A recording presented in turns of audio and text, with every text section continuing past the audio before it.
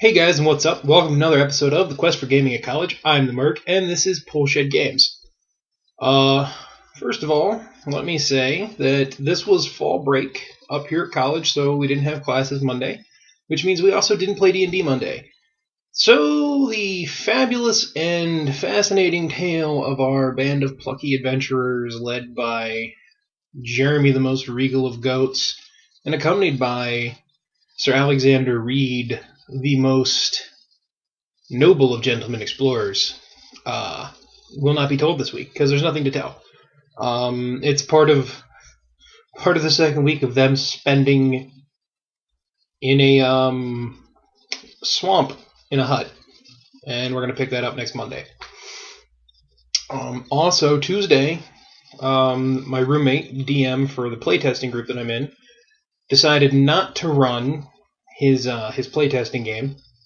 I think just for the fact that we had just gotten back from break, and I feel that it's coming to a point where he's getting close to putting that game to bed, just because the dynamics of the group are fraying and falling apart, and it's becoming more of a chore than it is a pleasure to play, which is a shame because he just changed the storyline around a little bit, brought in more end of the world mythos, and he's tying them all together, which I find to be kind of interesting. And if I had a better group of people to play the game with, I would want him to continue it. I would want him to keep going. But it is what it is, and sadly enough, it's not going to continue for much longer, I do not believe.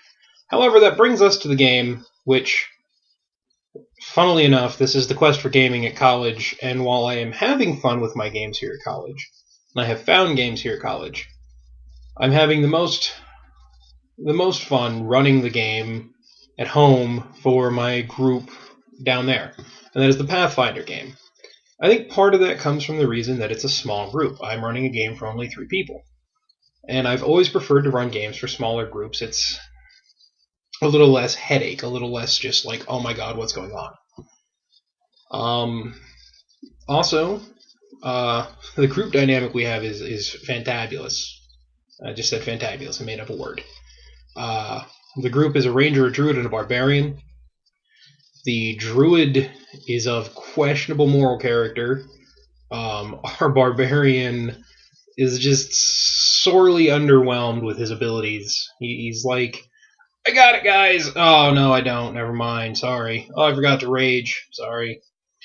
And our ranger is kind of like a multiple launch rocket system with the feats he's taken. It's kind of ridiculous. But we did play that on Friday. And we broke probability. Not so much we as a whole, but the barbarian broke probability. He rolled, I think, 5 ones in a row. How you roll 5 ones in a row, I do not know. But he did it, and it was impressive and sad all at the same time. Thankfully, the few times he fumbled, he didn't hit anybody but himself. And we also found out that the reason he had not been hitting quite as often as he should have been was he was not adding up his full attack bonus. He's only using his base attack bonus. Which, that's partially my fault. I should have checked. Everybody's a new player except for our ranger, so I should have made sure they were doing everything right. But there were interesting moments. We came across what my group likes to call gamer ADD, which I'm sure every one of you out there that watches these videos that has played any kind of tabletop role-playing game, or any tabletop game, is aware of this. What we call gamer ADD is where you're playing a game, and one person makes just a comment about something that doesn't relate or pertain to the game. Could be anything. Could be about a movie, a book, something funny that happened to them during the day. And after that comment is made, you are sidetracked. and you are sidetracked for sometimes like a half hour just talking about something that has nothing to do with the game. And eventually somebody in the group's like, "Oh wow, we are so off topic, off track right now. We should rein it back in." And you do. And it's fine. I mean, at least for my group and the groups I've been in, it's fine. Because we're always able to come back and get back on track and play the game some more. Which I think it's one of the things I like about the groups that I have. The two main groups is we take the game seriously enough without it being overly serious. You know, it's not a chore to play, but it's not like goof off and not get anything done either. As to the adventures of our plucky barbarian, druid, and ranger, they have finally made it off their 3-week journey on the river to the town in which they have to investigate.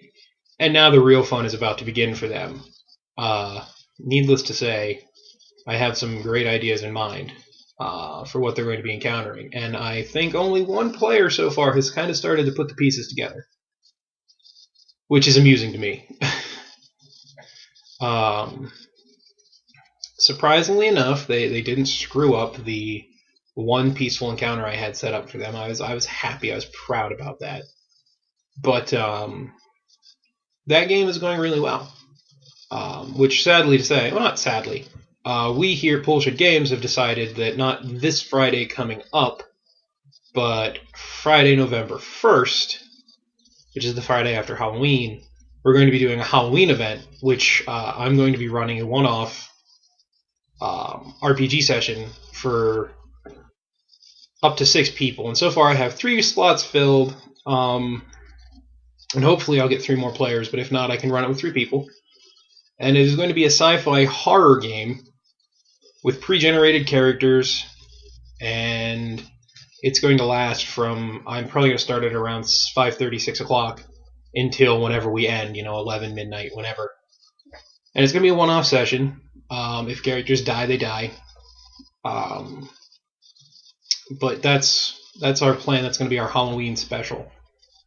We would live stream that if we had internet in the office, but we don't have that yet. The office is a work in progress, an extreme work in progress. But yes, so the Quest for Gaming at College 2 weeks from this one, we'll be talking probably about that game. And that game system is going to be using a combination of rules from the now defunct Mongoose Publishing Starship Troopers and the also out of production Wizards of the Coast D20 Modern, D20 Future rule set. Just because they're 2 rule sets that I really like. I really enjoy them. So that's coming up. And next week, we will be back to our regular schedule of D&D on Mondays. I don't know when Mike, my roommate, is going to put the playtesting to bed up here, but I have a feeling it's coming up rather shortly. And once that happens, Tuesdays and Thursdays are going to open up for me. So I have another group of people that are interested in role-playing. I may be running a Dark Heresy game for them or a Deathwatch game for them if I can get the Deathwatch book. So, or I might even look into getting the Imperial Guard role-playing game for them, which I think that would be fun to do too.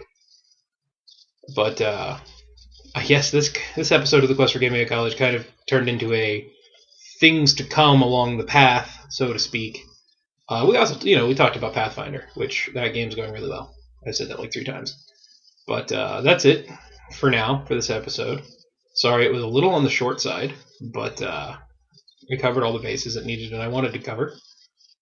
This Friday, we won't be playing role-playing games. We will either be playing War Machine or Dystopian Wars, which I think the Lich Lord and I might probably have an after-game video of that for you guys.